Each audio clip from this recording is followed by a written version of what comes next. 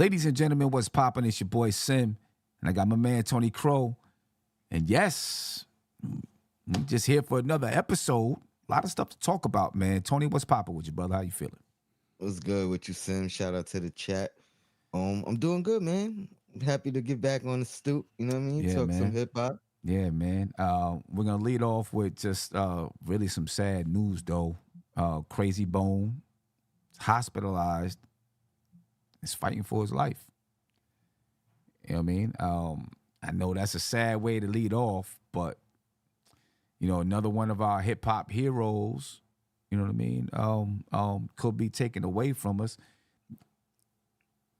At least, at the very least, it's not over something violent. You know what I mean? But we don't want any of them taken away from us anyway. According to TMZ, he's got a fixed bleeding in his lung. 9:06 a.m. Pacific time. This was an update from TMZ. Says sources with direct knowledge tell TMZ that Krayzie Bone is going into a second surgery soon in the hopes of stopping some internal bleeding, which is at the root of his health troubles. They're told it all began Friday when Krayzie Bone started coughing up blood, after which he checked himself into an LA area hospital. After some tests, TMZ sources tell them that the docs discovered a bleeding artery in one of his lungs and they operated on him. Afterward, they were told that Krayzie Bone was placed in an induced coma, with the idea being that would help the healing process. But TMZ sources say the issue wasn't resolved and that the artery continues to bleed in his lung. Now they're going back to try to fix it for good. It's and he reportedly has a very serious life-threatening disease that is not anything that he can really control. You know what I mean? The outlet reports that Krayzie Bone's initial hospitalization stems from a diagnosis of sarcoidosis, which causes inflammatory cells to form in different parts of the body. All right, after undergoing a procedure to stop internal bleeding, doctors detected the disease. It's sad to hear, man. You know what I mean? Sad to hear. And, you want to get prepared to say, this is the reason why we've got to protect our bodies. We got to take care of ourselves, this, that, and the third. But, it turns out it's not even his fault. It's not much that he can do about it. It's a disease that, he has, which is causing this. But it's just sad to hear, man, because every time we turn around, we're losing somebody. You know what I mean? What's your thoughts, Tony? How you feeling about it? I mean, definitely. First off, prayers and thoughts to him, his family. Hope for a full recovery, obviously, but you know what I mean. It's just like you said. It's a sad situation. It's crazy too, because I was just thinking the other day how bad of a year last year was, as far as like the deaths in hip hop, and how this year we had some, but it doesn't seem to be as bad as like last year was, Right. or at least the trend. And then this news comes up, but hopefully, like I said, hopefully he recovers fully, and like prayers to the group members and to the family members and to the fans for sure. Yeah, for sure. You know what I mean? I didn't listen to a ton of Bone Thugs and Harmony. You know what I mean? But I did listen to them from time to time. And, I listened to their hits. I didn't get them to them really, really deep, but I always respected them. You know what I mean? And I know their story on how what was it? I think they followed Eazy-E. Eazy-E was in Cleveland. They followed him to LA so that they could get Eazy-E their mixtape or demo tape or whatever Demo. it was, and that's how they got put on. You know what I mean? Yeah, Crazy story. Crazy Bone too was my favorite one. I mean, I went back and forth between Crazy and Busy, but you know what I mean. They was my favorite two members, Yeah, or are and my and favorite two and members. they kind of brought when you talk about rappers harmonizing, they kind of brought that into the game for real. When you think about it, there wasn't many, if at all. I don't know if there were any at all. There wasn't many artists at all that were harmonizing the way Bone Thugs and Harmony, of course, was doing it. And definitely, I mean the harmonizing and the fast rapping. You know what I mean? Like they kind of went with two things that weren't really done much. You know what I mean? Like they were very innovative in their own style, being creative to themselves and making their own niche. So Right. shout out to them for real. Yeah, for real. Let me ask you, where does you don't hear much about Bone Thugs now, right? But where are they just in the Mm. world of hip hop as far as groups are concerned? I mean, Where are they? they definitely put Cleveland on the map, right? Mm-hmm. As far as the hip hop scene, I think they're one of the first groups or artists in general that was widely accepted in um the East Coast rap or East Coast scene, even though they weren't East Coast. I mean, technically they kind of are East Coast artists, but you know what I Midwest, mean? Midwest, Midwest, Yeah, Midwest. Midwest. You know what I mean? But they were accepted. You know what I mean? It Right. wasn't really like, yo, who are these guys or what do they do? You know what I mean? Like, I think they got popular in New York before like Atlanta artists did. You know what I mean? Or some Southern artists did. Um, and that was rare, especially coming with a different sound. You know what I mean? Yeah. They didn't come out trying to sound like Yeah. New York rappers, Right. and they found their niche, and Yeah. it was great They did their own off the thing, jump. and I think that's why everybody respected them, right? Because they just did their own thing. They were Bone Thugs and Harmony. You know what I'm saying? And they did it their way. And I think everybody respected them for that. And then the melodies and harmonies that they used, everybody was like, "Yo, this is actually pretty dope." You know what I mean? Something that people hadn't heard, in and rap have before. and have two dope records with both one with Big, one with Pop. Like, Yeah, you know what I'm and saying? both of them are dope. You You know know what what I I'm mean? saying? Like, so When you think highly about respect groups it. though, like I don't know where they rank as far as groups, Bone Thugs and Harmony. It's a hard one. There's so many groups out there. Obviously Wu is probably your number one group in hip hop. Going to see Nas and Wu tomorrow. I'm excited about that. You know what I It's gonna be mean? dope, man. Wu, Tribe. I mean, it's so many groups. Goody Mob, above the rim is saying in the chat. Um, I mean, it's just MOP. Just so many groups. Um, So many groups. I You don't know what I'm know. saying? So I don't know Goody, where you Goody. rank them. What's it? Ghetto Boys. I'm Ghetto so I don't know Boys. You know what I why I mean? was drawing Ghetto a blank for Boys. so long, but Um, Ghetto Boys. you know what I'm saying? Jungle Brothers. I mean, so many groups. It's hard to say where you rank, where you rank them amongst groups, but um, they were one of the more unique groups, though. They were definitely one of the more unique groups out there. So yeah, I really do hope that my prayers up for Krayzie Bone, his family. And I know there are people out there supporting him, and he's got a lot of love coming his way. So, I mean, I think that are they the only group or even rappers from Cleveland? I don't. I can't think of any off the top, and I'm sure you know what I mean. I'm sure there's a couple of guys that broke through, but I would definitely say they're the biggest. Definitely the biggest. I can't think of anybody else from Cleveland, to be honest with you. I know Oh, there's MJ, another one. I'm just MJ, drawing a blank. Machine Gun Kelly. That's what Ralph on Real said. Yeah, He is. yeah, yeah. He's from Cleveland. You know, Ray Cash. Ray Cash. Oh, I don't even He's relatively new.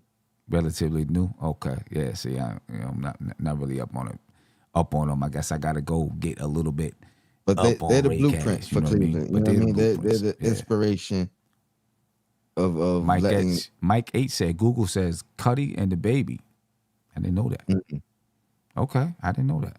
I didn't know that.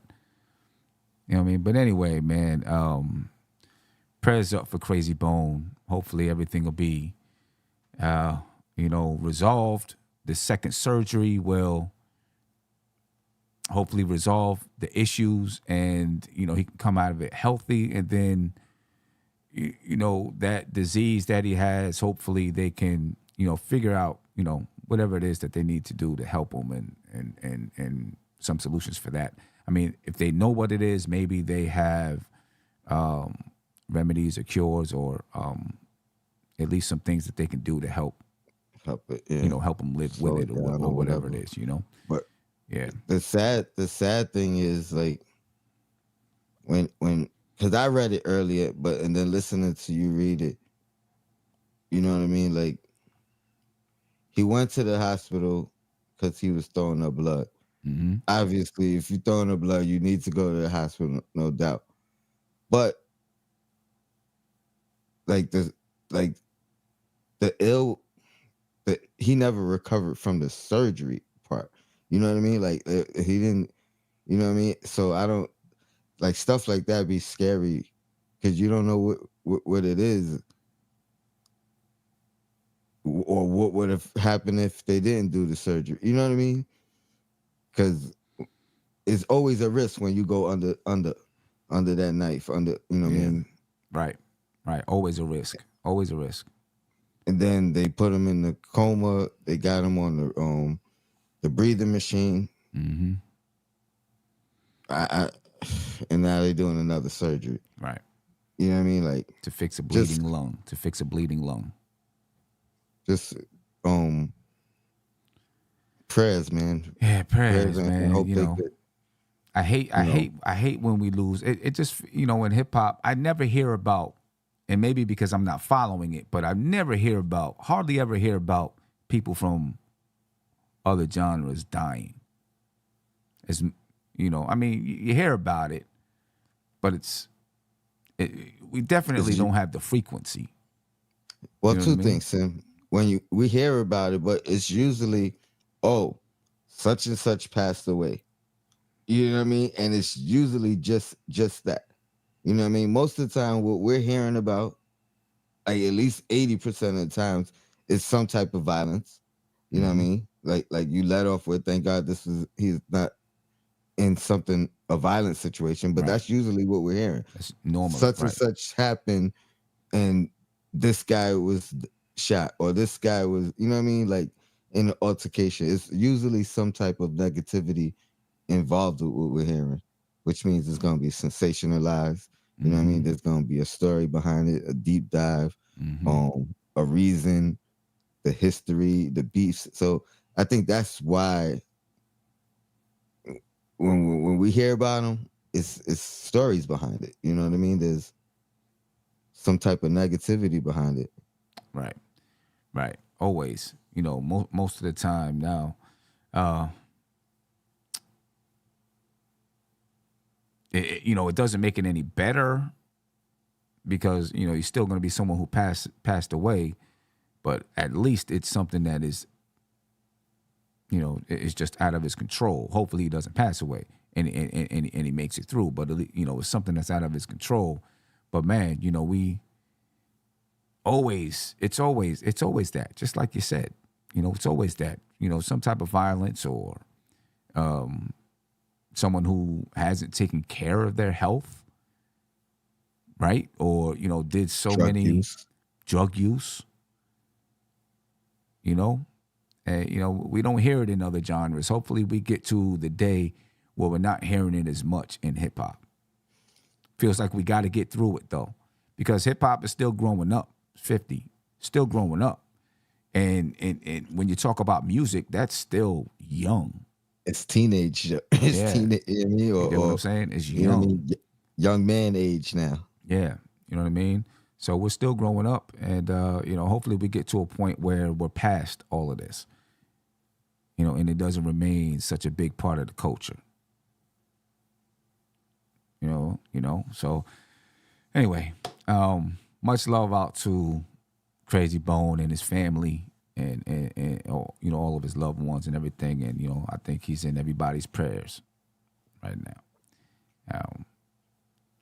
I just want to add too, let there be a lesson in this, because we've witnessed this in hip hop as well. Like most of the groups that we've grown up on have broken up and split apart, right? And Bone Thugs, they went through their own little friction amongst themselves. Mm-hmm. You know what I mean? So, I don't know if it was ever reconciled, but this is a lesson in why you should reconcile some of these relationships that you know what I mean have broken up, because tomorrow isn't promised. You know what I mean? So no doubt about it. If there's something you wanted to say, you may not get a chance to say it. No doubt. And that haunts you. Yeah. You know what I'm saying? And yeah, so it's like, do it now. There's no time better than to do it right now, right? Which actually moves us into our next topic. Drake and Charlamagne. You know what I mean? They've been going on forever, it seems like. Taking shots at each other and all this stuff. But today, once again, they got some things to say about one another. All right. So Charlamagne, though, he shared a confession about his relationship with Drake. All right. Where he said that he's part of the album rollout. Now, I think, Tony, like you said, he was being facetious, right? Just teasing, still teasing, kind of teasing Drake a little bit. Right. But basically, Charlamagne said, what scares me, and it's not a scare because Drake's gonna be fine, but Drake put out a single last Friday and nobody cared. He said this on an episode of the Brilliant Idiots podcast. And then he said that he was surprised that Drake dropped a slow joint, because he expected something harder, just like you were saying before we got on the show, given the title of his upcoming album, For All the Dogs. All right, so they're talking about the single Slime You Out. Right, and this is actually the second controversy behind the single. Right? You know what I mean? So it does make me question whether or not there's a little bit of truth about, causing some controversy so that people recognize the single, because Drake had an issue, or Halle Berry had an issue with Drake. Mm-hmm. Right? When he, put a picture of her having, slime all over her face from like Nickelodeon or something like that. You know what I mean? In response, Drake on social media came back, called Charlamagne an off-brand Morris Chestnut. Off-brand Morris Chestnut. Right? He asked, "Are you okay, Leonard? You kind of weirding me out. Like you really obsessed with me or something for years. Like you look in the mirror and wish you saw my reflection type of shit." That's what he wrote on his Instagram stories. Right? Whatever you got to do to let it out, I'm sure your 435 loyal fans will stand by you, you fucking goof. Right? And back and forth continue to unfold today. I don't know. Charlamagne said, "I want to tell you something, but you're not going to believe me because I'm lying." Right? He said, "But Drake and I plan this out every time he drops an album. I'm part of the album rollout. He drops a record, I critique it. It brings more attention to the record. more attention to the project. I keep telling Drake he doesn't need me to do that. He's Drake. But for whatever reason, he wants me to oblige. He wants me to do it, so I oblige. Right? He said it wasn't always like that back in the day. I can honestly say I was hating on Drake for fun. It was hilarious, at least to me. He posted one this morning that I forgot I even said, where I said there are 3 sexual orientations: gay, straight, and Drake. Right? He said it's hilarious, but that's just me hating Drake, just me hating on him. He said after Back to Back, and he sent the bottles with the note, let's be friends. We came to an understanding, and we agreed that whenever he dropped certain songs, I would hate on him in order to bring more attention to the record. I don't think he needs it. I think it's crazy that he still wants me to do that.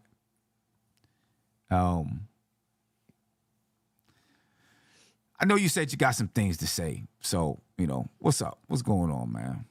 It's a lot. It's a lot. One, I'm not the biggest Charlamagne fan. Mm-hmm. Me either. But I like his response. Being facetious, saying, "Oh, this is all part of Drake's rollout plan," whatever. Drake, I enjoy his pettiness usually. This one I wasn't really a fan of. Part of it is because I feel like a lot of people been waiting for the album, myself included. I thought this was gonna be the one where I was gonna get the Drake music that I preference, especially given the title of the album. Mm-hmm. For my dogs, or for the dogs. And I think it was a fair comment by Charlamagne originally, saying that not too many people are talking about it, because I don't think a lot of people were talking about it. I don't think so either. The record has kind of, I don't want to say came and went. I actually like the record to an extent. I think I like the 2 verses separately, his part, SZA's part separately. I don't necessarily like it back, as one record. But here's my thing about the title and that song. I think I was very, very much mistaken. And I think the album is not for his dogs. Like, I was thinking it was gonna be something harder, like the Drake I like rapping. And I think it's more of a toxic Drake. This is for my dogs. Or this is for the dogs, like dogging out women. Yeah. You know what I mean? So I can see that. Not saying I'm not gonna enjoy the album, but I don't think it's gonna be the album that I thought it was gonna be. And this is coming off the Dance project, which really wasn't for me.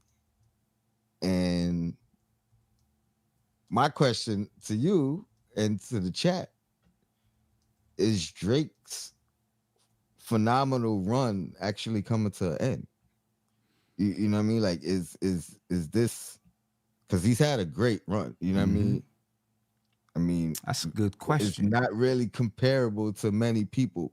You might be 2 or 3 guys that you could compare his run to. That's a good question. I mean, I think everybody's run eventually comes to an end, right? Right? Everybody's run comes to an end. Is his run coming to an end? It might be. It might be slowing down, I think. I think like everything, and especially in hip hop, every few years, the music changes. And people want, like, if you're getting some things that are a little bit softer, should I say, then people, start to turn and they want something a little harder. And then people turn again and want something a little softer. You know what I mean? I think it changes like that every few years. And, it might be at the point now where people are looking for something a little bit more aggressive, maybe. You know what I mean? Or, it just may be people, you get to a point where people want to hear new voices. Younger people coming up want to hear different voices. You know what I mean? Because, like, how old is Drake? Late 30s? I'm not even sure, but I would say at least mid to late 30s. Right. It's about that time when it really has a lot to do with the fan base, right? Because it's about that time when, your fan base that grew up with you, not that they don't listen to music no more, but they're not consuming it the same way. Life is getting Exactly. in the way now. You know what I mean? So now, they got to go to work. They got this, they got that. They're taking kids to soccer practice, basketball practice, football practice. They're doing all these type of things. And so they're not consuming music the same way. Now it's different. Even if you was 15 when you started listening to Drake and you 25 now, Yeah. that's a huge difference Huge difference. in your life. You know what I mean? So you know what I mean. So and then if you were 25 and now you're 35, you're talking about a even huger difference Yeah. in your life. Um, I wanted to shout out Mike H. He said the Drake and 21 album was dope. I agree. Um, that was I'll say this was his best project. That was his best project out of the last three. You know what I mean? So, and then if depending on where this new one falls, you know what I mean? Like this might be his worst run, 4-year run. You know what I mean? Like 4-album run. Mm-hmm. So that's where my question was. Certified Lover Boy, I don't think was a good album to me. Um, and he's Drake has always been ahead of the curve as far as finding the new sound. Right. Some people will say dictating the new sound, but to me, I think he was just jumping on somebody. I don't want to say it in a bad way. He was recognizing what was trending Mm-hmm. and able to benefit from him, bring it into his formula, into his format, and I think the album with 21 was another addition to that. His music with Future when Future was rising to his stardom. You know what I mean? I think he did it there. So I think he's a genius in that, no Mm-hmm. doubt. You know what I mean? Figuring out who to work with, when to work with them, sometimes when not to work with them. Right. You know what I mean? But to me, if his marketing I think is weak, and it could be a sign of the music declining, and now I gotta revert to these antics and things. Could be. I mean, at the end of the day, he is an actor, right? He is an actor. Antoine 1486 said Drake's at the end of his run. He relied on joints for the ladies and hits. When he can't make hits and the joints for the ladies ain't sticking like his most recent one, he can't fall back on talent. I mean, I think he can rap. I think he's a talented rapper. I think he can't fall back on substance. I think on any other type of substance, because he's kind of been like an R&B rapper, kind of like even LL, right? He did a lot of joints for the ladies, stuff like that, but he had other things that he fell back on too. You know what I'm saying? Like he always had, you know what I'm saying, like crew records. Not that Drake hasn't done that, but like I don't know, LL did it a little bit different, I guess, too. You know what I'm saying? Like he had some crew. He never really had like real substance to anything, but he had some crew records. He had some some hard records. He had storytelling records. Like he had a bunch of different flavors and whatnot. You know what I mean? Now, obviously, LL. faded out. But LL had a pretty long run when you talk about longevity too, though. I mean, you know, And one thing I'll give LL, every album he had at least one, you know what I mean, where he either brought the rappers together or just was spitting. You know what I mean? right. Like it's always one record on every album that, you know what I mean, like I'm gonna give you something for where I started. You know what I mean? Like, so I definitely give L that, you know what I mean? And it'd be a banger Yeah, every it'd time. be a banger every every time. time. Be a banger every time. You know what I'm saying? I'm excited for this. Whenever this album comes out with Q-Tip, I'm looking forward to that. Obviously, he's doing a lot of stuff with Rock the Bells, so it's probably hard for him to get the album off right now. But I'm excited for that one. Super excited for that one. You know what I mean? Super excited for that one. Let me see. What was I looking at? Somebody just said, D Public Enemy said, stop the cap. I'm not even a Drake fan. And I can say his run isn't over. Lil Wayne is about to release new music. I'm sure Drake will follow with new music. We'll see. I guess it's hard to say because I shouldn't say over, but ending. ending, it's hard to say because like he's 36 years old. I just looked it up. He's 36 years old. And so like we were saying, his fan base is, probably about the same age and their lives are changing right now. You know what I mean? So the way that they consume music is different. It's going to be different. Buying music, all of that, going to concerts, all of that's going to be a little bit different. And so will they continue, You gotta elevate your content. Point blank, period. You know what I mean? Like if you look at even if you talk about Hove and when he dropped the 444, right? I think that was it. 440, yeah. 444. Like the elevation in the content of what he was talking about. Right. Is what made that album what it was. You know what I mean? And where he had to grow into that. you got to grow You, with you know what I mean? yeah, you got to grow with your fans. You got to grow with your fans. So he can't. I don't think he can continue to make just party records, just toxic music. You know what I mean? At some point, he's gonna have to elevate the content and grow with his fans. Yeah. You know what I mean? Or there's not gonna be a connection. Right. You know what I mean? Like, or they just listening for the fantasy of it. Right. Because most people aren't living the life that Drake is living. Yeah. So they want to relate on some level. On some level. That's what makes you, I think, timeless when your fans relate on that type of a level.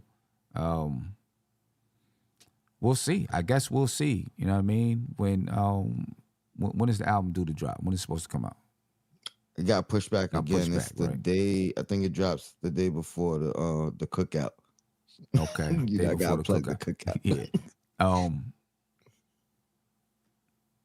So I guess, do album sales say whether or not his run has ended? Or is it just because I think it's hard to say it's just out, especially in today's climate. Obviously, he's been a guy that's, you know what I mean, every time he drops, he's on top of the charts. And I don't think that changes. But that probably don't change. He should still be pretty high on the charts. But I don't think, especially today, that's the only way that you can determine. I think it's more about just because people are listening in different ways. You might not have the numbers on the charts, but people are listening through YouTube that may not even count as a stream. Like, just so many different ways that people are listening, and you don't know what's counted, what's not counted, or what. Besides some things, you're pretty sure on like Spotify, iTunes, that they're counted, but there's other ways to listen. You don't know how they count it. You know what I mean? So it's hard to say. I guess it's the ripple. What's your ripple across hip hop, across Are people talking about it? That's probably the biggest. That's probably the biggest way to know if you had an impact. Are people talking about it? I mean that's how I gauge it. I mean, first and foremost, I listen and I give, and you know what I mean. I have my honest opinion of it, my honest view of it. Either I like it, I don't like it. It's not for me, whatever the case may be. But even with that, I still check the temperature. You know what I mean? I still read the rooms. Mm-hmm. I still, you know what I mean, got friends and family. So if they talking about it and they like it's the greatest, you know what I mean? I might go give it a second look. You know what I mean? If Right. if the blogs is saying, "Oh, this is the best Drake album I heard," you know what I mean? I'll give it a second look. Sometimes the albums grow on me, but I mean, I this is a new opinion of mine. Like, is this, you know what I mean? This is only based off of the album being pushed back again. So now this is like the second, at least the second time it was pushed back. You know what I mean? Not to mention when he said, "Oh, the album will be out in 2 weeks," which was like a month ago. I'm not even counting that one as a pushback. You know what I Mm-hmm. mean? I think he was just rallying up, you know, getting the buzz for it. And I don't know if this is gonna be the album that I was waiting for. You know what I Yeah. mean? And now I'm thinking I don't know if I'll ever get it. You Right. know? Right. Right. Let me see. Antoine said, if we look at numbers and he's higher than everyone else, it'll be hard to justify a fall off. I mean, I guess it is hard to justify a fall off. I guess it also, what does fall off mean too, right? Um, I some guess we some could some only grade rappers, him against himself I too, guess so. Yeah, right? that's true too. But like some rappers move into pop status, right? Which Drake has. There's no doubt about it. You know what I mean? So like he's moved into like he makes hip hop. I'm gonna say that he makes R&B hip hop or something. I don't, whatever you want to call it. He makes hip hop. But I was thinking about this the other day, and so this is kind of off the topic of Drake. But when we're looking at, when we talk about this, someone fall off, they might move units on like a pop level, but did they fall off within the culture of hip hop? I think is another question. You know what I'm saying? With the way things are going, because there's some people I've listened to some music and I'm like, I'm asking myself, is this even hip hop? I'm not talking about Drake now. I'm just talking about other stuff, right? I'm like, I've listened to stuff and I'm like, is this even hip hop? Like, where are the elements of hip hop and what I'm listening to right now? But they're considered a rapper, considered hip hop, but the music don't sound like hip hop to me. And it's not even because they're using like mumbling or auto tune or anything like that, because there's I can listen to a song that's mumble rap and I can recognize elements of hip hop in it. But I've listened to stuff where I'm like, I've listened to albums and I've heard like 3 songs in an album that I would say, yeah, this is hip hop. And everything else sounds like alternative or punk rock or something else. You know what I mean? I think we're almost, so if you say someone fell off, did they fall off in the hip hop culture? But maybe they're still moving units on a pop level or something like that. So they're moving units, but in hip hop, did they fall off? I think that's a question there. You know what I mean? Do they get that respect in hip hop? So it's hip hop is in a weird state sometimes, I think. And I wanted to actually do a show just about that, just talking about hip hop and what, like, when does it not become hip hop anymore with the way the music is changing? When does it not become hip hop? Because hip Is hop it has been so inviting into letting different genres of music mix in, because that's where it started, right? But at a point, you get to a point where you're like, well, this isn't hip hop anymore. mm-hmm. When and where is that point? It's a lot of subgenres. There is. You, you know what I There mean? is. Like they branching off. I mean, even on the And charts, you got hip hop and you got rap, right? You got R&B and hip hop, then you got rap charts. You know what I mean?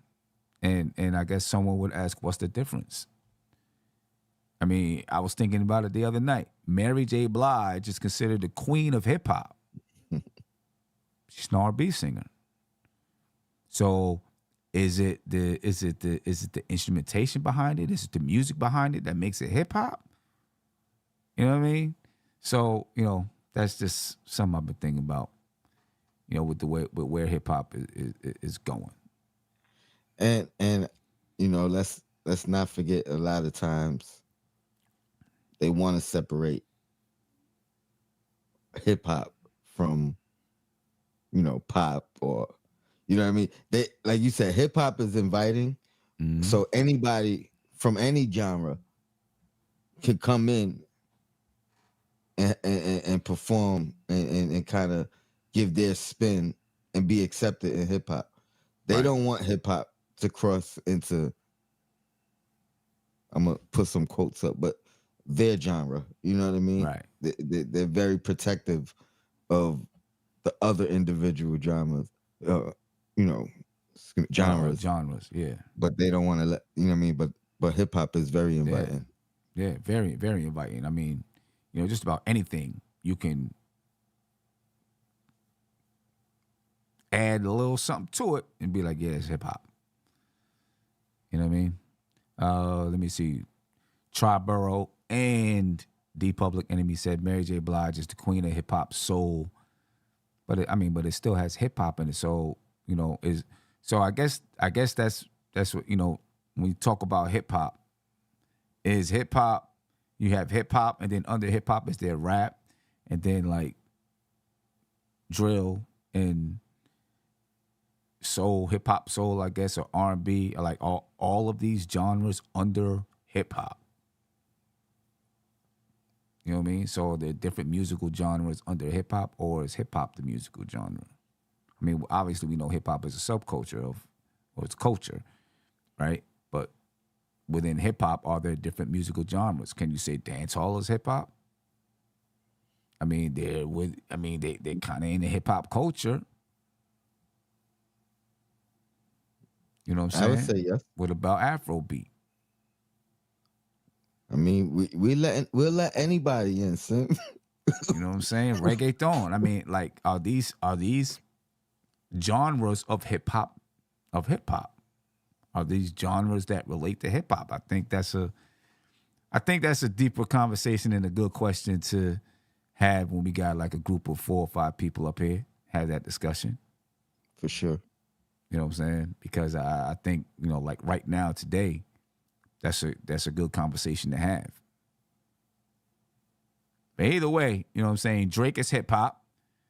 You know what I mean? Charlamagne the God is hip hop. And them two always got something going on.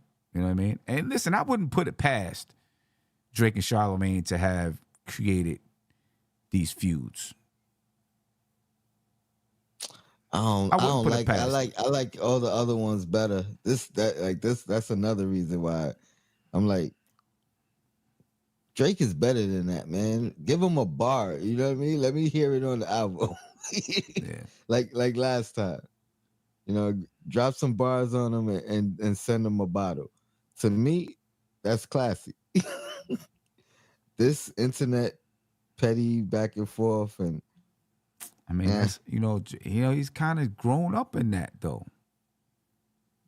You know what I mean? Kind of grown up in that. Who was it? I had something start I wanted to say before we move on from Drake. Above the Rim said that Drake needs a rival, a rival. You know what I mean? Like Nas had Jay, et cetera, et cetera. don't get me started with that one, because he I mean, we had Biggie J Nas, and now is Kendrick Drake Cole, Right. and he don't want direct smoke with neither one of them two. Nah. With neither one of them two. Like, he been, you know what I mean? They've been playing, you know, freeze tag or whatever, just or flag football. But they, you know what I mean. He's had plenty of opportunities, and then obviously he ain't respond to Push. You know what I mean? And Push been throwing shots his way for Right, years. right, right. Let me ask you this. Look what Tribero said. He said he was never in the same class with Cole and Kendrick. When it comes to substance and bars, he was never in the same class as Cole and Kendrick when it comes to substance and bars. They only put him in that class because he sells records. You agree? I think Because there's always a three. I think he has the capability. Okay. So I won't remove him from the class. He doesn't have the consistency. Like he is pop. You know what I mean? So some of that music is not gonna, you know what I mean? It's over there. Right. Or you know what I mean? It's not for me. But when he wanna rap, he could rap. And he up there with the best of them. I can't take that away from him. But when it comes to rapping, like he's just he picks his shot. He picks and chooses his battles on who he want to respond to and when he want to rap.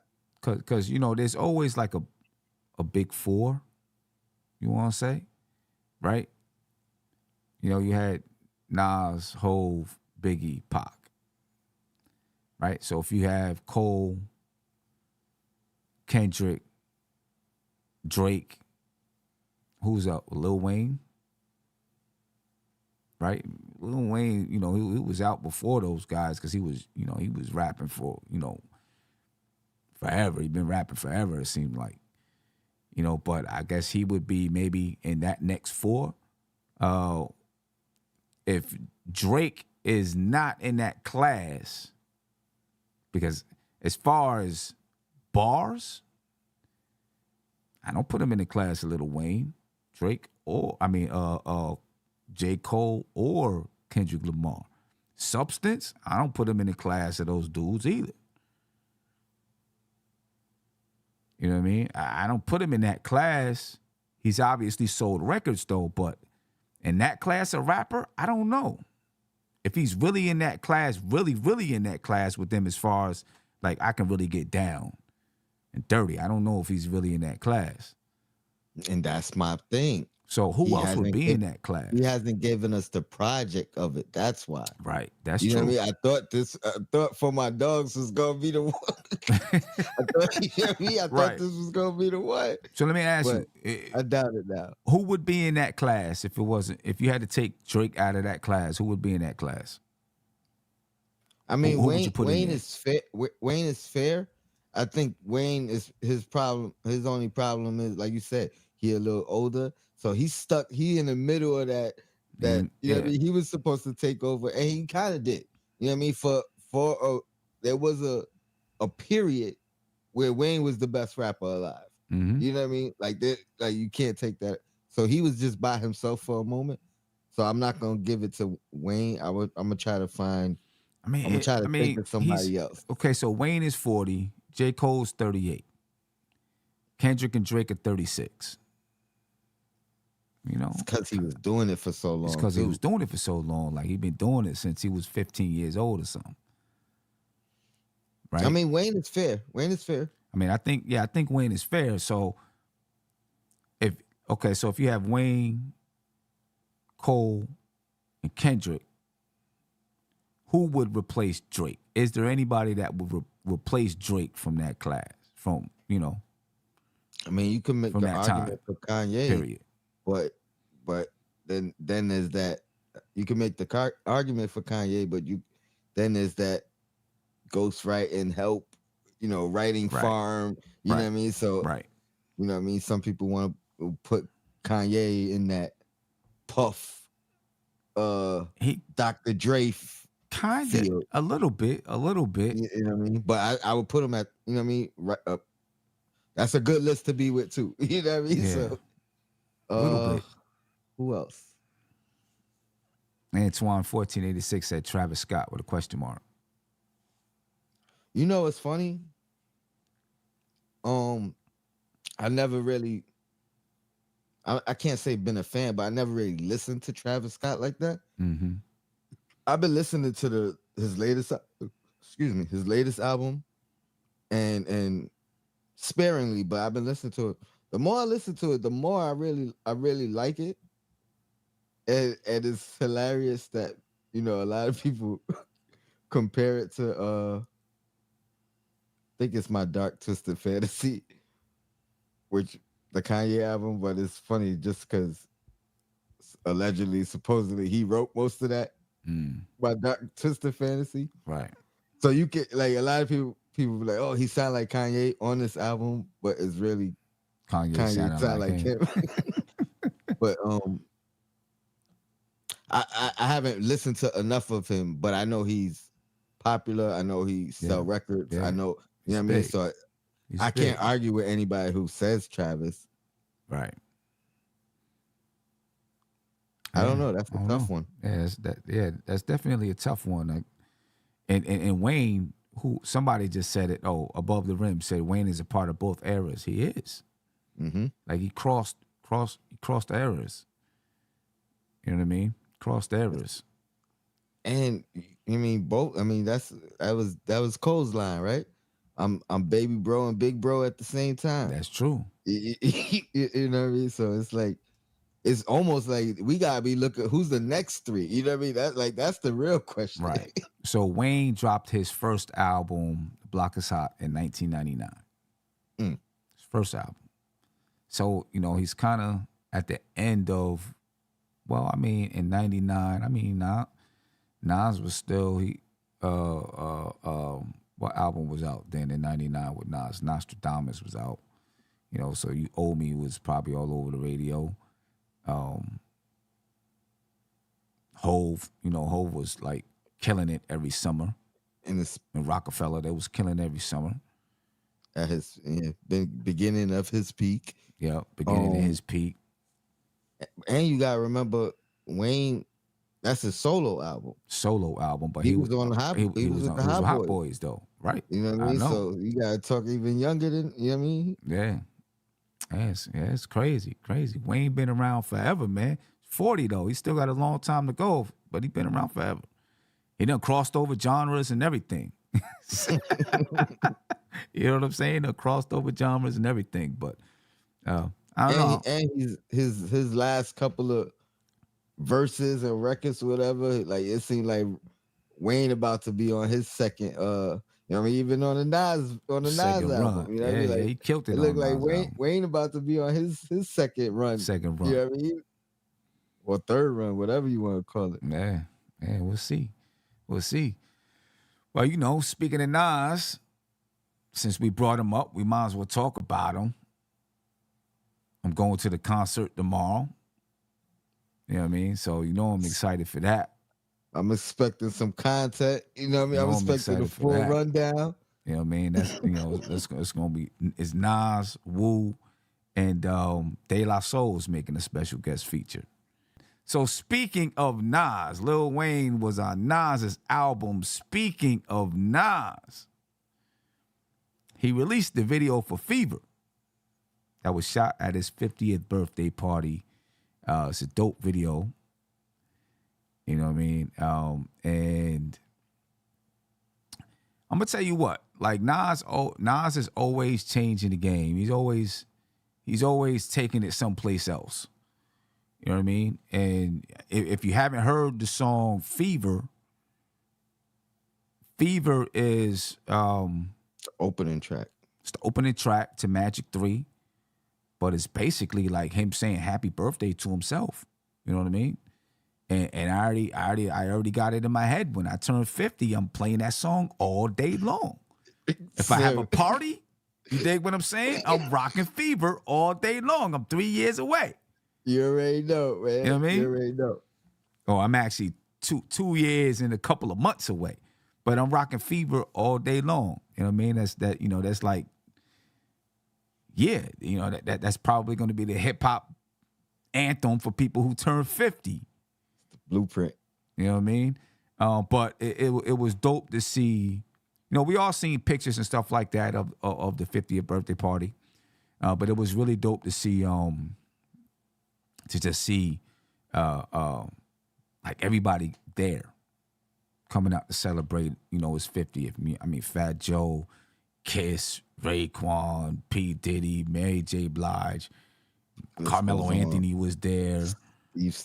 Steve Stout, Robert De Niro. You know what I'm saying? You know what I mean? Robert De Niro and Nas' relationship still bugs me out a little bit. You know what I'm saying? It still bugs me out a little bit. But yeah, it's dope. It's real dope. I feel like Nas is, for everybody who's like 40 and above, it's like giving us that feeling that we had when we were younger. It's like for hip hop, you know what I mean? Like how we felt for hip hop, like giving us kind of that feeling again. And I would love to see like Raekwon go on a run, Busta go on a run, like these dudes go on a run and just drop like incredible albums, you know what I mean? And really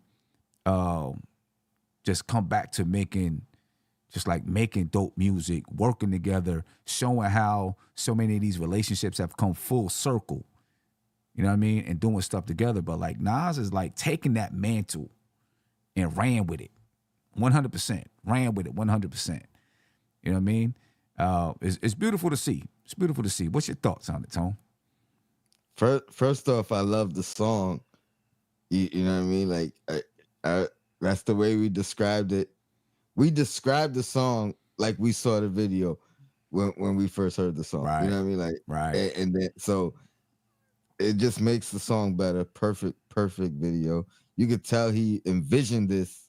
Like, again, this makes it more so planned. Mm-hmm. Like, this whole rollout, the whole album is coming out on my birthday. You know what I mean? We're gonna have a party. You know what I mean? The first single gonna be the birthday party song. You know what I mean? Like, and it's inspiring, man. Like you talked about playing the song the whole day on your 50th. But I've been thinking about doing something big for my 50th for the longest, because I missed out on doing something big for my 40th. Mm-hmm. And now I'm like, you know what? I'm doing something big this year. Forget waiting for my 50th. You know what I mean? I'll get the fellas together. You know what I mean? Get some suits or something. Have a nice dinner. Go check out a game or something. You know what I mean? Like, I feel you. I'm with it. Inspiring, man. Inspiring. Yeah, Great man. to see. Yeah, man. I mean, it's dope. Like Nas is definitely, he's doing it for. I mean, he's doing it for us, man. And it's almost creating. We were talking about hip hop, genres in hip hop, subcultures within hip hop, stuff like that. It's almost creating a whole new subgenre or something, So now, like adult contemporary hip hop. There you go. You know what I mean? Adult contemporary. You know what I mean? Which has never been around. You know what I mean? But it's probably needed. I mean, we just reaching the age, right? We just reaching the age for no doubt. 50, you know what I mean? It's the 50th. We just reaching the age for it. Yeah, for real.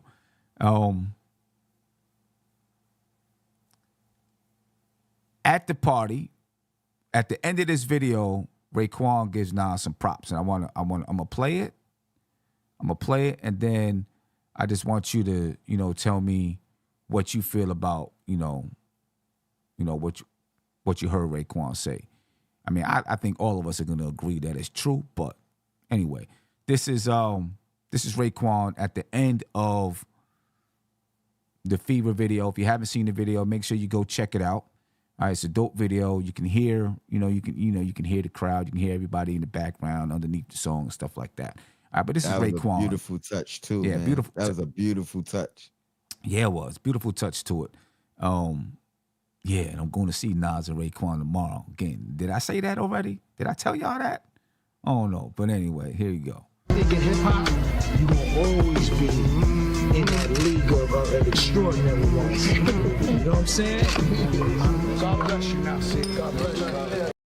So you heard him. He said he's always going to be in that league. In the world of hip hop, he's always going to be in that league of extraordinary rappers.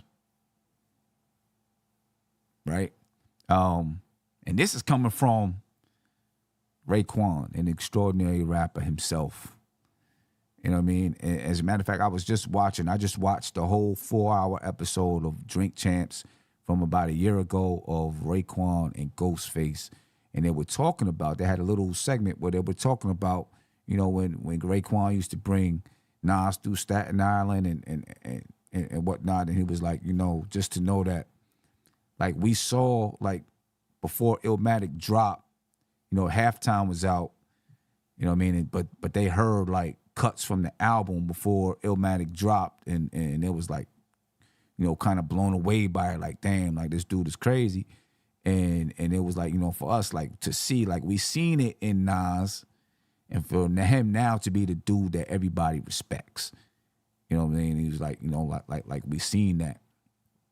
And no doubt, like,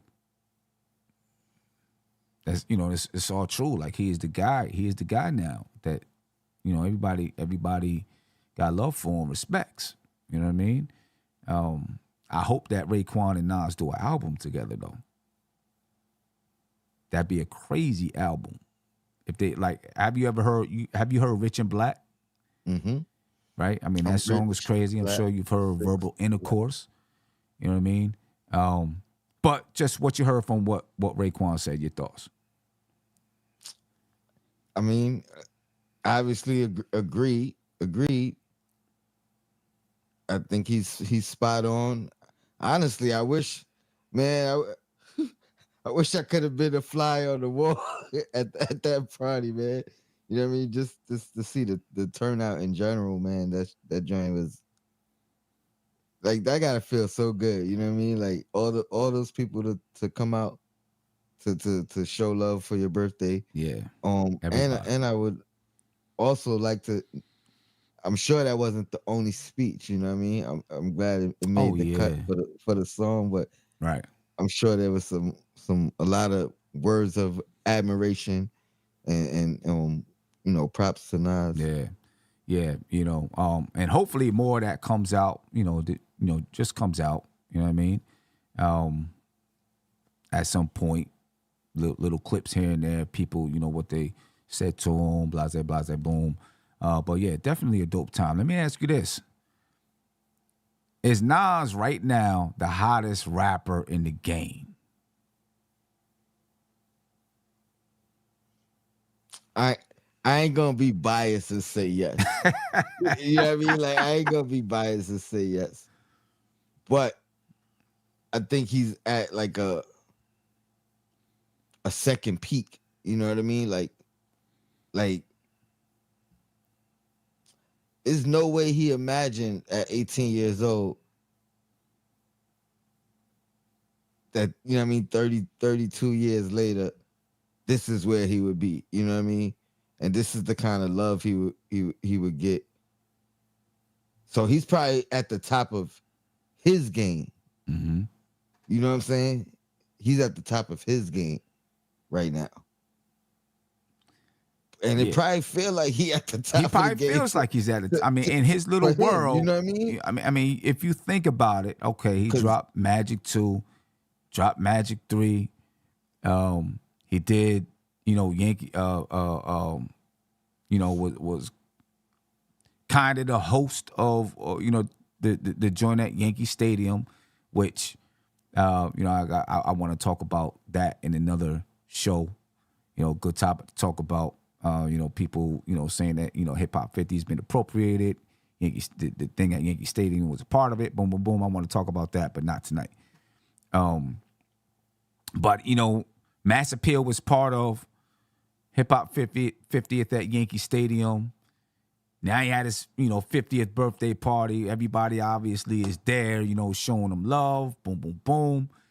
You know, he's got to feel like he's on the top of his game, on the top of the world. And like the hottest rapper in the game. I mean, I guess what determines is it music sale? Is it sales that determines if you're the hottest rapper in the game? Is it like you you're putting out music and you're doing things and everyone's giving you that respect, does that make you the hottest rapper in the game? Like, what makes you the hottest rapper in the game? I mean,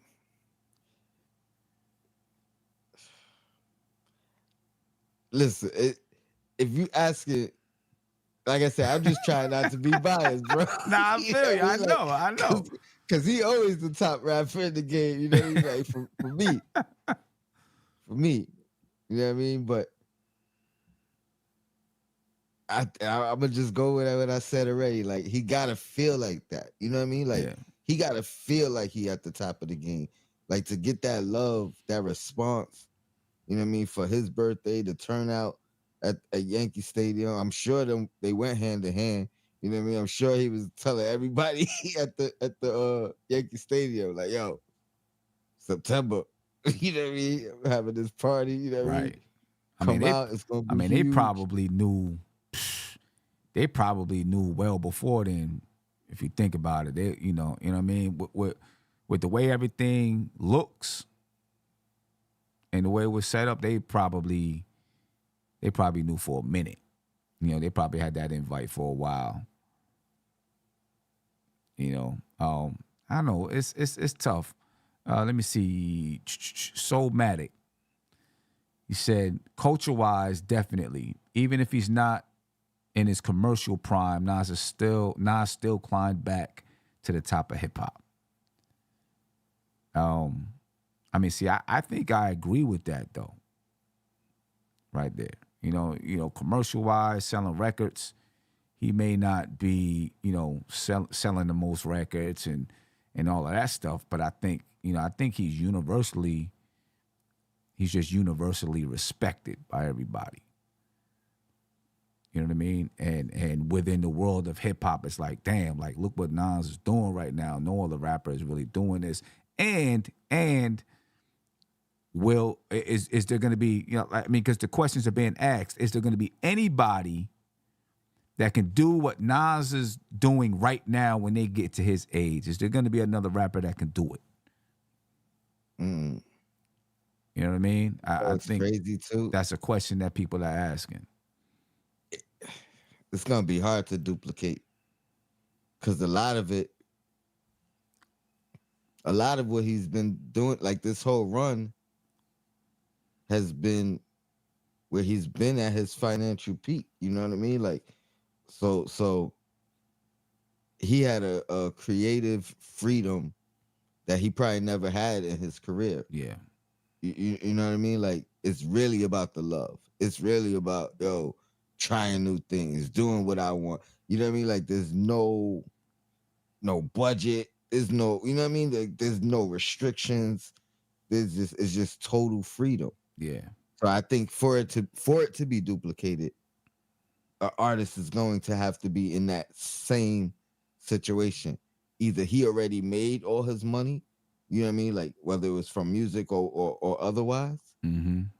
or I mean, and have that freedom to kind of do whatever you want to do, try whatever you want to try. You know what I mean? Like, no fear for backlash, no fear of losing the top spot. You know what I mean? Like, it's got to be a perfect storm to be duplicated. Yeah, it's gonna be tough. I don't think it's gonna so. be tough. Zarlarvi, hopefully I said that correctly, said that he still gets shit on by hip hop media outlets despite dropping multiple classics recently. That's gonna happen.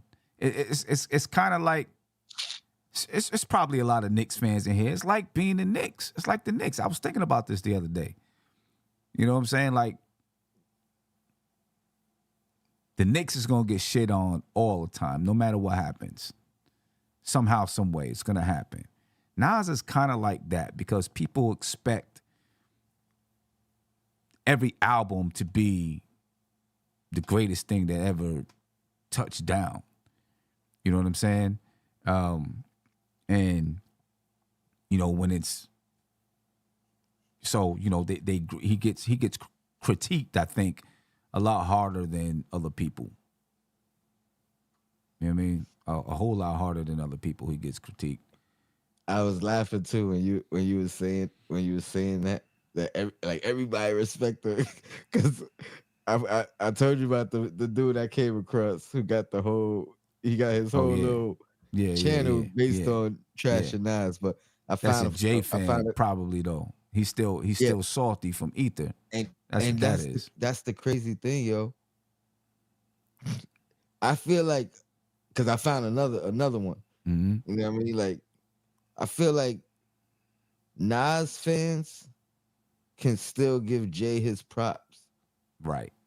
Jay fans, they almost gotta hate Nas. They do. Right. Especially right now. Like right now, with Nas being the only artist from that era that's doing anything musically or being relevant. You know what I mean? They mad. They gotta be mad because now people it's just out there. Oh, Nas cemented it. He's the greatest. He's boom, boom, boom, boom, boom. So they sitting there like, damn, Jay, where you at? Drop something so I can defend myself. You know what I mean? Do something. He did. Nas did a concert for hip hop. You know what I mean? For the 50 years of hip hop, and Jay dropped a museum with his lyrics. With his lyrics. Yeah, I know, man. So he did something for y'all. I know. That's what he did. He dropped a museum with his lyrics, with his yeah. But man, Nas is the only one right now in from that era really really jumping out there like that. I'm hoping that other people, people are, like Ghostface, you see Ghostface in the commercial. What's that? The food delivery. I ain't even peep it. Yeah, what's the food delivery thing? I can't think of the name of it right now. Well, DoorDash. like Uber DoorDash. Eats? DoorDash. Oh, DoorDash. Okay. DoorDash. He got the DoorDash commercial. He got a Red Bull commercial. You know what I'm saying? Ghostface doing his thing. You see older artists, in commercials and stuff like that. Obviously, there's a lot of people doing podcasts and stuff. Shout out to Drink Champs. I think Drink Champs and Matt Hoffa, I think they really doing it big, in the podcast front and bringing us really good information, just really good stories and compelling artists and stuff like that. You know what I mean? Nori's really figured out how to do this podcast thing without cutting everybody off. You know what I mean? Yo, he used to get me so mad in the beginning, yo. Oh my God, he used to get me so mad. But, and then forget to go back to it. And then forget to go back to the story. Now you like, oh man, he was just about to get the answer, bro. Right. You know what I'm saying? But I think he's kind of figured it out. So I think they've been really good lately. But Nas is like leading the charge. We need some other people to come behind him and start picking it up and dropping music. You know what I'm saying? Dropping music, doing things. You know what I mean? I think that's it needs to happen and create that and really create that that adult contemporary subgenre of hip hop.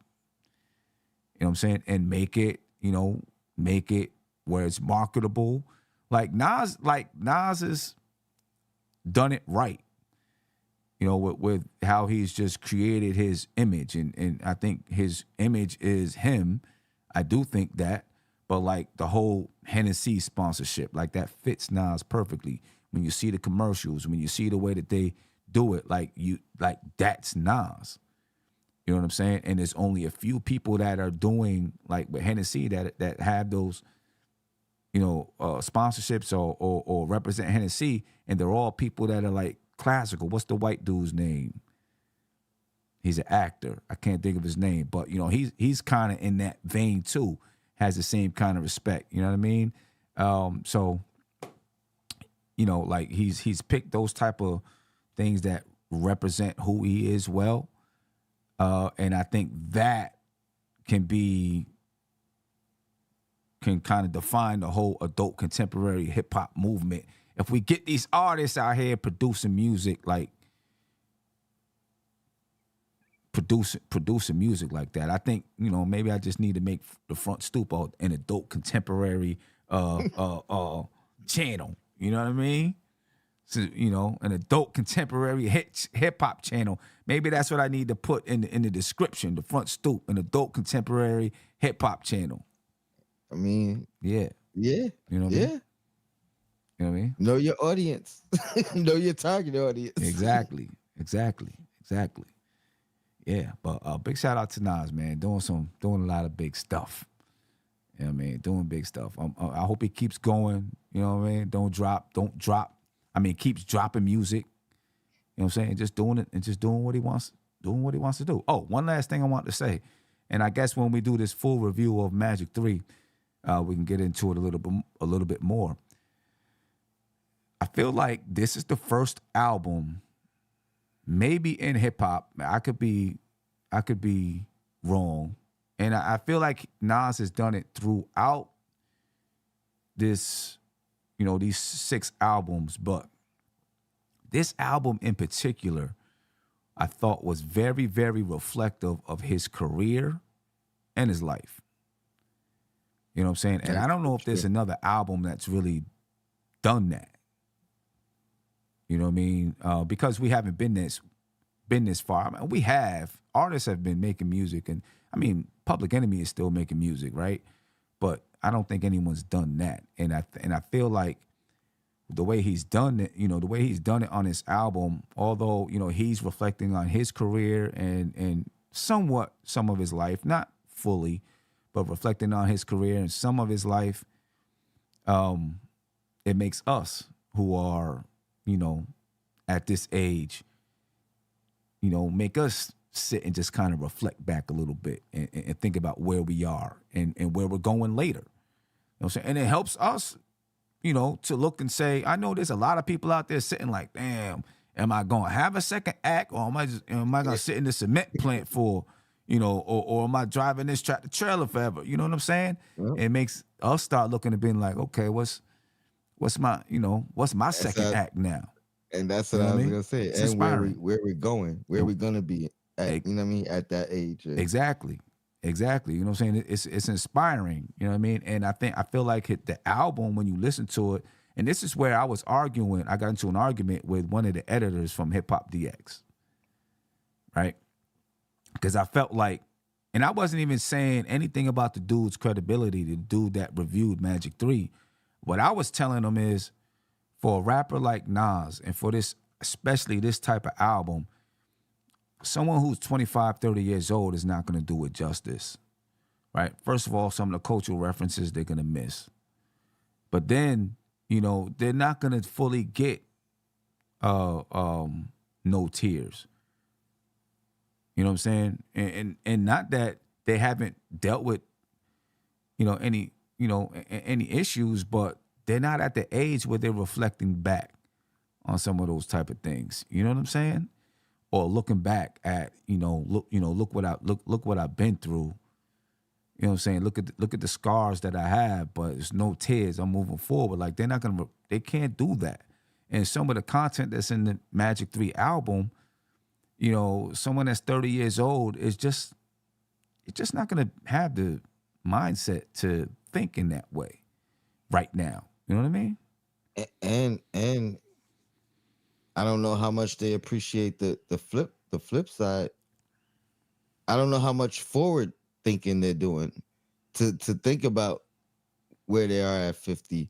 Right. To even think about looking back. You know what I mean? Like, so I get what you're saying. You know, so it's like, you know, it's tough. It makes, you know, it's tough. And then, like I said, the cultural references. There was something else I was thinking of. I can't think of it. Can't think about it right now. Oh, but just being there and knowing where Nas came from to where he is now. You know, like actually seeing it. Yeah, he wasn't there when it started. He wasn't there. You know what I'm saying? I mean? So some of the stuff that he might be saying, you might not understand the significance of what he's saying in a song because you wasn't there. You didn't see it. You didn't experience. 25, and Nas talk about I'm doing it for 30 summers. You 25, you know what I mean? Like you like, yo, I missed 5 of those Right. summers, Hey, and another 5 of them, I was, you know what I mean? I was a baby. I was a baby. You know what I'm saying? And like the dude said to me, he was like, well, you know, he said the guy that yo, the guy that reviewed it has been doing reviews for a decade. I said, yeah, but Nas been doing music for 3 decades. You know what I'm saying? So how can he really give a review that people are going to look at as being credible? You know what I mean? Yeah. I have yet to. I told him I was going to send him some ideas. Or, you know, I have yet to do it, but I'm going to do it. I'm going to send it to him and say, yo, you know, maybe you should consider doing this for a certain artist. You know, just some ideas. Having roundtable discussions with people, fans that have been there. You know what I mean? You know, things like that. And if Things you're like gonna that. have a 25-year-old reviewing, you know what I mean, a guy who's been in the game 30 years, then have him at least with some people. Exactly. You know what I mean? Or have him talk to some people and get that older perspective. Yeah. Maybe they can enlighten him. Right. Because then and you can write that in your review. This is how I see it from a 30-year-old. But when I spoke to someone who was 45, 50, this is how they seen it. This is how they understood it. You see what I'm saying? You know? Yeah. Anyway, last thing I want to talk about before we get out of here. Critics slam President Biden for calling LL Cool J a boy. All right. So this is when it happened. All right. I want you guys to listen to it, Tony. Then I want to get your thought on it. All right. Take a listen. Two of the great artists of our time representing the groundbreaking legacy of hip-hop in America, LL Cool J. By the way, that man's got biceps bigger than my thighs. I think he's been... And MC Light, both of you, thank you. Because they both have the light off on the mic, you know you're all here to listen to the new edition. Mike Bivens, 40 years producing music that lifts our souls. All right, Tony.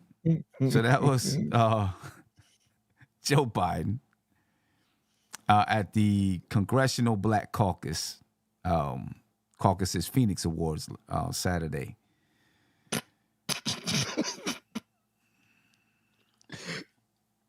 I know Your that's thoughts? where it was. Yeah.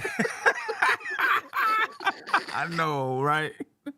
I did not know that's where it was. Oh, man. Yes, during the Congressional Black Caucus's Phoenix Awards is when he said it. I'm trying to think, does this change my stance or not? I don't think there was malice in it. I think this is really more of a reflection of his age. And when I say that, I don't mean like old white man. You know what I mean? I mean, it could be that too. But I think we've seen him. Ah, man. I don't think it was malice in it. I don't think he fixed it up real quick. You know what I mean? Like he knew he made a mistake. You can't be doing that. But it might have been, he might have fixed it up because he's seeing the faces in the room and the reaction. And he had right. Oh man. I mean, the crowd didn't seem to like you didn't hear oh or nothing like that, right? And the fact that he said LLJ Cool J. Oh man. I think that, you know what I mean? I think they heard that more than they heard Boy. the boy. You know what I mean? I think it was like LLJ Cool J. Wait. Right. And Charlemagne, we were speaking about Charlemagne earlier, right? Charlemagne has something to say about it. He said, boy is a white racist word. Joe Biden knows this. That's why he corrected himself, but I'm going to tell you what I found egregious. Just what you just said, Tony. The fact that Joe Biden got LL Cool J's name wrong to begin with. He said, Charlamagne talking about, he fully understands the word boy in a racial context around a white man referring to a black man as a boy. A lot of people are upset that Joe Biden referred to LL Cool J as a boy. As you can hear, he corrected himself. And you know why he corrected himself? Because he's 137 years old. And then, they called him the donkey of the day. He got donkey of the day. Yeah, he got donkey of the day. I mean, was it racist? Do you think there was malice? Do I think there was? I don't think there was malice. I don't think anyone believes that there's malice. I think what people are trying to say is it's so embedded in him, right, that it comes out subconsciously, and it comes out, right? I think that's what some people, critics, are saying about Joe Biden in that situation. See, I'm not trying to shoot him bail, you know what I mean? But when you're that old, you probably call a lot of people boy, whether it's, you know what I mean, black, white, whatever. Mm-hmm. To me, this is just like more proof that he probably shouldn't be running again. You know what I mean? Like, to me, I attribute it more to his old age than anything else. But I mean, that's a fair point. Yeah. Now, you know I what mean, I mean? Like, listen, he said it about. I'm not gonna. I don't want to shoot him bail either, but I've heard him say it when talking about white people too. I've heard him use the term boy. He said it about Wes Moore, Maryland's governor. Right? He said, you got a hell of a new governor in Wes Moore. Then he said, he's the real deal, and the boy looked like he could still play. He got some guns on him. I mean, is it something that's just in his vernacular, or? and I think that's what it. I think that's what it is. It's part of his every. You know what I mean? Like, he comes from that era, that age range, that you know what I mean. Where JPP said any guy that would author the '94 crime bill would call a black man a boy, and there you go. He's got some of that history behind him too. It's true. It's some of that history behind him. You can't dispute that. You can't dispute it. Listen, he's gonna hear about it. His people are gonna, they're gonna tell him read off the card. You know what I'm saying? And that's the thing too. Wasn't he reading the teleprompter? I don't know if he was reading the I don't know. I thought that was his improv to messing up the name. You know what I mean? Like, he was trying. You thought it was like trying to be funny? No, like messing up the name. You thought like he was using that as a joke? No. Oh. I don't mean it as a joke, not at all. I'm saying he didn't. Like, he knew he messed up on the name, so he was like, let me talk about his muscles. Like that boy. You know what I mean? That boy. I mean, that man got some. What did he say? He basically talked about the size of his arms. Yeah. You know what I mean? Like, I don't think that was in the teleprompter. He said, no, I don't think so. He said that boy, then he said that man, which means that he was aware of what he said. Mm-hmm. Right? Which means he was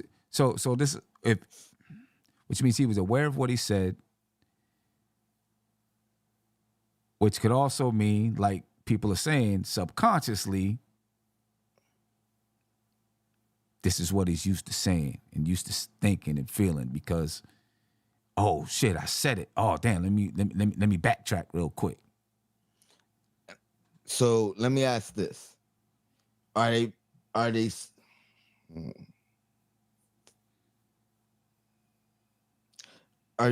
saying these people that use the word boy when they talking to a black man, is it taking the place of the N-word? I don't think it's taking the place of the N-word. It's more because like boy is like boy you bet boy. I mean, boy, I control you. Because I look at it like, You know what I'm saying? Like that's what the masters called. They also called slaves boys, right? And to then me, of course if white. it was a direct to him, like that would have been egregious. You know what I mean? That would have been horrible. I mean, I'm not justifying it. He slipped up. He messed up. He messed up. Even if it was, but like you said, he said it to white people too. So it's tough. JJP said it's companion to the N-word. Yeah, it's companion. So what do you say to the white guy that says that to a white man? I mean, or when he's done it to a white man, right? I mean, you know what I mean. So I think still you just have to be conscious. Like I might say, I might look at a bunch of white, I might see a white player that plays football or whatever. I'm like, yeah, that boy is good. He might, right? He might, but he not consciously should know. it. Like I'm not gonna say that about the black kid because I know the historical context of it. And that's where I think that's what I'm saying. I don't think there was malice in it. I think it's like, would you say it's in his vernacular? It's in his vernacular. It's in his subconscious. It's there. It's like a word he uses, right? I think I do think it's a word that he uses, but he should know better. but he should know. Like I'm not. I'll gonna put use it. now. I'll And he knew. say that. And he knew. That's why he corrected it. He knew. He corrected himself quick. Yeah. You know what I mean? He knew. Oh, I thought he was Joe. gonna say that boy good. That's what he was gonna say. Oh, No. Joe. He said Man. that man got some big muscles, the big arms. I'm like, yeah, you ain't know what to say after you. Right. He said, boy, he was like, let me say man, and I don't care what happens. What I say after that. Let me say, I'm man, just gonna- and the fact that he did it at the Congressional Black Caucus and made boy. it out. It's crazy. We Yeah. are a forgiving people, Sim. I'm telling you. Well, I don't know. I mean, I don't know. Anyway, that man shouldn't, he's probably not fit. Well, not probably. I don't think he's fit up here to be in office, though. Anyway. And that's my main stance, man. He Yeah, done man. fell like 4 times. This man can't walk up steps. Play it again. They said play it again. They want to hear it again. Two of the great artists of our time representing the groundbreaking legacy of hip-hop in America, LL Cool J. By the way, that man's got biceps bigger than my thighs. I think he's been... And MC Light, both of you, thank you. Because they both have the light off on the mic, you're all here to listen to the new edition. Mike Bibbins, 40 years producing music that lifts our souls. The new edition. The new edition. He don't know who new edition is. Why they asking them to see, Yeah, why even do that? Why is he There's there? somebody up there. I don't know. Well, they're gonna, Congressional Black Caucus. They're gonna invite him, right? They are his, they support him. Anyway, Joe Biden. LLJ Cool J. Joe Biden.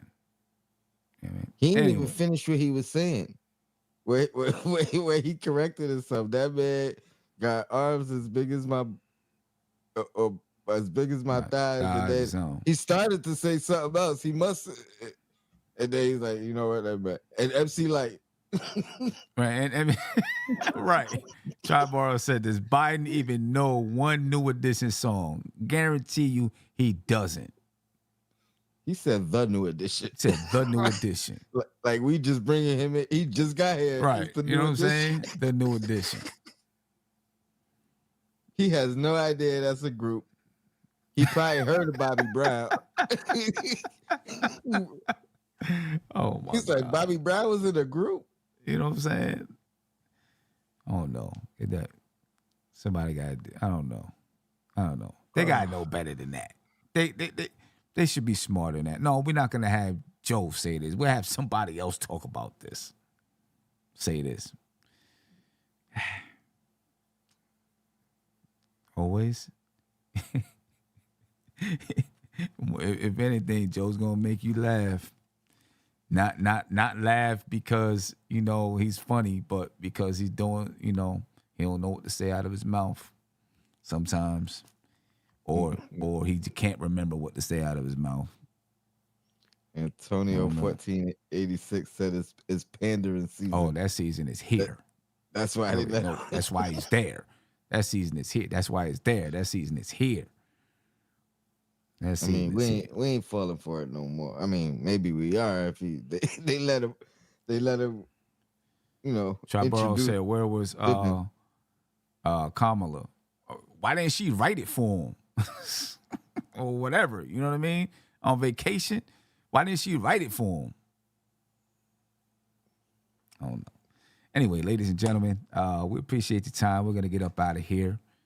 You know what I mean? And I'm serious though. I seen JJP, he said he's with it when I said, I'm gonna brand the Front Stoop as an adult contemporary hip hop discussion channel, whatever. I think that's the way to do it.